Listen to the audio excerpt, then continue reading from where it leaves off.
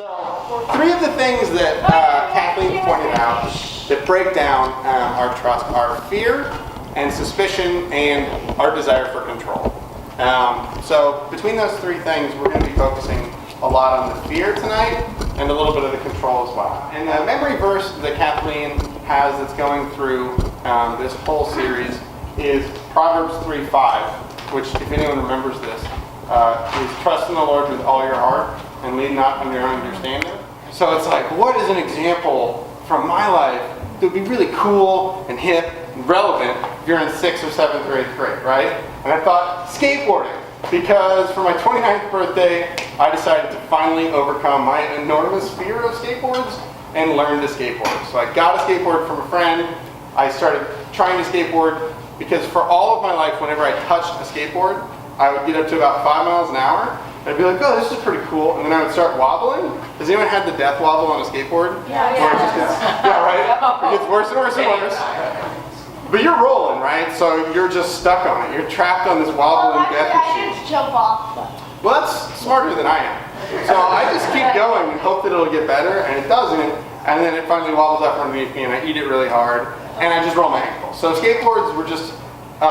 in my brain, skateboarding meant rolling your ankle. That's just, it meant the same thing. Like, you use those words interchangeably. But I said, no, you know what? My present to myself, my birthday present, is I'm going to overcome that. I'm going to learn how to skateboard. So, what do you do, Mike, when you want to learn how to do something and you're 29, you're a millennial?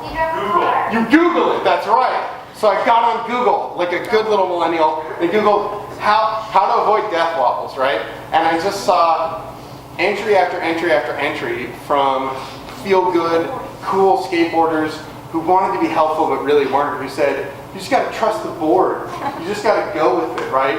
You just got to relax and just feel the earth, right? Like, I don't know what that means. I don't know if, like, this is feeling the earth or this is feeling the earth or, like, is this going with it or that? Yeah, like, I don't know what going with it looks like. So I tried, I went out there and tried to, like, feel the board, and I continued to crash at any speed over 5 miles an hour, and it was really unpleasant. And I kept digging and I kept digging, and I finally came across an actual physics-based explanation of how to skateboard over 5 miles an hour without immediately rolling your ankles and dying. And the secret is shifting your weight forward on the board. So what happens when we get scared is we try, naturally, as creatures that want to run away from lions or other scary things, is we shift our weight away from the scary thing, right? So if we're going down the hill, we go, oh, I've been having a great time from 0 to 5 miles an hour, but then magically, as soon as I hit 6, it's too scary, I get worried and I lean back. And what happens there is you shift the control of the board from your front foot, which controls the front trucks and the front wheels, which would allow it to steer like a car where the wheels steer in the front, and it's controllable and predictable, to the back wheels when your weight shifts back.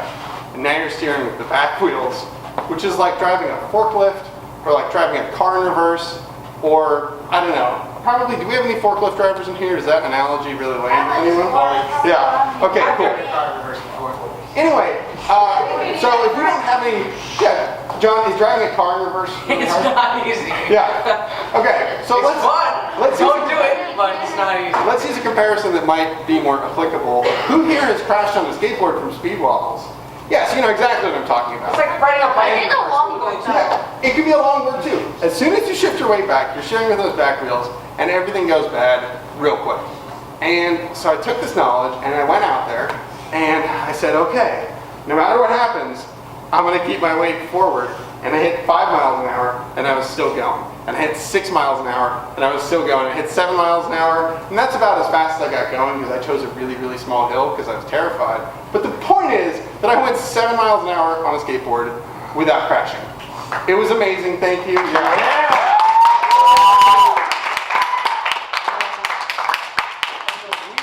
So there's this really cool story from the book of Judges that shows this exact pattern.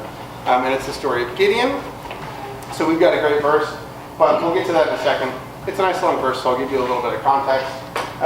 So Gideon was the shortest, least athletic, like the last kid to get picked on the dodgeball team from his family in the lowest, least tribe in Israel. And Israel has been conquered by the Midianites. So the Midianites are the bad guys in this story. We don't like the Midianites right here. But the reason Israel has been conquered, as with so many other times in the Old Testament, is because they haven't been faithful to the Lord God, right? So God asked them to worship him exclusively, and they build all these shrines and altars to other gods. God gets angry, and God removes his mantle of protection. He says, I've chosen you, I will protect you. And he does that for a long time, and then eventually they forget, they don't trust God, and they go to other gods, and they start building altars and things, and God goes, seriously guys, again, he removes his altar of protection, and in this case the Midianites have come in, and they're taking over all of Israel. And Gideon is the one that God chooses to save Israel. And Gideon, like many of us, like me with a skateboard, Gideon is incredulous. So he does not want to go into battle against this big scary group of people who've taken over his country. He does not want to be the one to lead the troops. He doesn't think he's qualified. He argues with God. And 3 different times, God shows through miraculous signs that he is in fact God, that he is in control, and that Gideon can trust him, right? And there's this, we talked about this in Sunday school. He does this great thing where God says, okay, I'll prove to you that I'm God. Put this fleece out, which is like, I'm wearing fleece right now, so there you go. It's this fuzzy little material. I think fleece back then came from sheep probably. Yeah, sheep. So you can imagine it's hyper absorbent, right? He says, put this fleece outside your tent tonight, and in the morning the fleece will be soaking wet and the ground around it will be dry. And sure enough, that's exactly what happens. So the fleece is miraculously wet. The ground around it's dry. It says he wrings out a whole gallon of water from it, right? Or it says a bowl full. I don't know if they had a unit of measurement. Whatever a bowl is. Anyway, so this is miraculous sign, and Gideon goes, I don't know, I really don't want to go into battle for you, God. Could I ask one more favor? And it's great because God humors this and says, okay. He says, okay, God, tonight, can I do the same thing? You make the ground wet and you make the fleece dry? God goes, okay, sure, I'll do that. And the next morning, that's what happens. So Gideon now is faced with this horrible situation where God has clearly proven that he's God. And now the only thing left to do is to actually follow God into battle against these big, bad, scary people. So here we find ourselves. Gideon has called everyone together. He's called 22,000 people to go fight against, I don't remember what the number is, it's like 100,000 Midianites, right? So they're wildly outnumbered. But Gideon says, okay, God, I'll trust you. And this is where our story starts. So the Lord said to Gideon, you have too many men. I cannot deliver Midian into their hands, or Israel would boast against me. My own strength is safe. Right? So Israel would say, oh, we did it, us 22,000, we won the battle, we feel great, we don't really need the Lord. So now announce to the army, anyone who trembles with fear may turn back and leave Mount Gilead. So 22,000 men left, while 10,000 remained. Right? I guess it was 32,000. So there's 10,000 remaining, right? So fully 2/3 of their troops have left. So the Lord said to Gideon, there are still too many men. Take them down to the water, and I will thin them out for you there. If I say, this one shall go with you, he shall go. But if I say, this one shall not go with you, he shall not go. So now Gideon's kind of going like this, right? Like, oh no, this is getting really ugly. I had 32,000 men, now I have 10, and he's going to get rid of more of them. So next slide. Boom. So Gideon took the men down to the water. There the Lord told him, separate those who lap the water with their tongues as a dog laps from those who kneel down to drink. Which is sort of random sounding. I don't really know what the thinking behind this is, but that's what the Lord says, and we trust the Lord. So 300 of them drank from cupped hands, lapping like dogs. All the rest got down on their knees to drink. The Lord said to Gideon, with the 300 men that lapped, I will save you and give the Midianites into your hands. Let all the others go home. So they started out with 32,000, and they end up with 300. Right?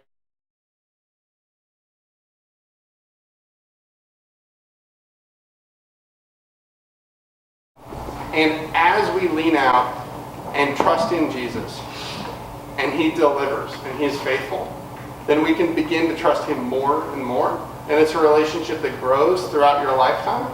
It's not a static thing. And it's really cool because you're able to trust him more and more in new and different things. and you have this long relationship to look at and go, he delivered me here, he delivered me there, he was faithful here, he was faithful there. I know I can trust him in this new thing, even if it's scary. So a lot of us are sort of at the beginning of our journey. I'm 29, which, in skateboarding terms is really old, but in life terms is still pretty young. And I am happy enough to say that I have examples in my life that I can point to of where Jesus delivered. So one of those examples is I like skateboarding. I also like mountain biking. Does anyone else like mountain biking? Oh, yeah. Woohoo! I do that. So one of the weird things that I haven't quite figured out why these two things are so intimately linked, and this is legal now because I'm 29, but beer and mountain biking seem to be totally interlocked. And this is an important topic to talk about because who here, take beer off the table, it could be anything, who here has been tempted by peer pressure by their friends to do something that they knew was wrong? Has that ever happened? Maybe to everyone in this room, right? It will probably happen later this week or tonight, right? It's a constant thing. And for whatever reason, because all mountain bikers apparently love beer, I was tempted over and over and over again by all of my friends, here, have a drink, come on, drink beer. And I kept trying to take a different angle to try and argue them out of giving me beer, right? So like, before I was 21, I could just say, oh, it's illegal, I don't want to have one, right? I can't, it's illegal, And they would sort of see through that argument and go, yeah, but no one's going to find out about it. And go, well, it's just, I don't want to do something illegal. Which is stupid because I still sped in my car and drove like an idiot and did other things that were illegal. But for whatever reason, I've compartmentalized this one thing. And they would see through this argument and point out how stupid it was. I'd be like, well, that's what it is. Then when I turned 21, I was really in a pickle because I couldn't just lean back on that lazy, easy explanation anymore. And so I said, oh, well, it's like I have a race tomorrow and I don't want to have a hangover or have to throw off my race. And they go, well, that's fine. You're not going to have a hangover if you drink one beer. And I go, oh, no, they saw through that argument too. That's not going to work. And I tried every approach that I possibly could not to say, well, I have a relationship with Jesus, and I actually think that, drinking a beer just to alter my state or like drinking a bunch of beers to get hammered with you guys is not really the choice that I want to make in my life, and I don't think that's what he's asking me to do. And, I have this trusting relationship. I definitely did not want to have that conversation with my friends because that was weird and intimidating. But finally, that's exactly what I said. So I had tried every single tack of not saying that, and all of my friends were smart enough to see through those bad explanations, and finally I said, look guys, I know it's going to sound crazy, but I have this relationship with Christ, and it's a faith thing, but I just don't think I should be drinking beer. And they went, oh, cool, why didn't you just say so a long time ago, right? And I didn't know that that's what they were going to say, right? But at a certain point, I just had to be honest, and that's what Christ was asking me to do. He wasn't asking me to reason my way out of it, right? He wasn't asking me to come up with a bunch of great explanations. He was just asking me to be faithful and to represent him around my